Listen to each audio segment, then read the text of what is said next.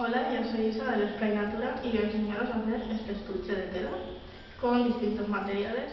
Para hacer el estuche necesitamos los siguientes materiales: tela, que en mi caso es una camiseta vieja, hilo y aguja si queréis coserlo o si tenéis pegamento para telas, un botón o una cremallera, un boli o lo que queramos para tomar la medida. Empezamos poniendo la tela doble.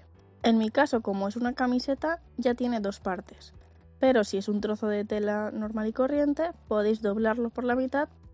Ahora delimitamos como queramos que sea nuestro estuche. En mi caso, como veis, hago una especie de rectángulo.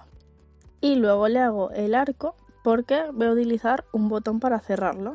Ahora vamos a recortarlo dejando un margen de 1 centímetro más o menos. Yo, como veis, lo hago a ojo porque no se va a notar cuando lo cosamos o lo peguemos.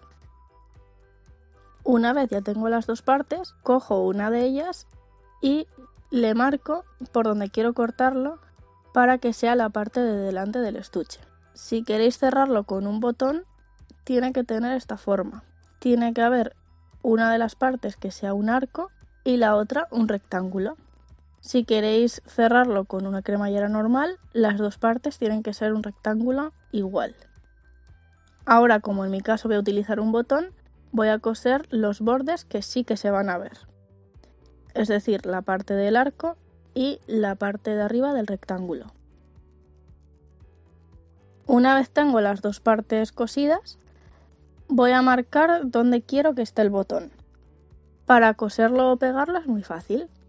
Para coser el estuche ponemos las partes que hemos pintado, la parte que queremos que se vea por fuera, tienen que estar pegadas, una cara contra la otra. Y ya cosemos alrededor, dejando el espacio de arriba libre. Para pegarlo lo ponemos al revés, es decir, tenemos que ponerlo como queremos que se vea. Y la parte que se ve la raya con la que hemos marcado las medidas por dentro.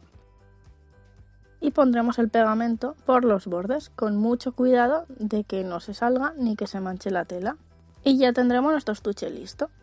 Podemos decorarlo como queramos con cualquier rotulador. En mi caso lo voy a dejar así porque me gusta. También podemos ponerle chapas o lo que queramos. Espero que os haya gustado y que nos veamos muy pronto.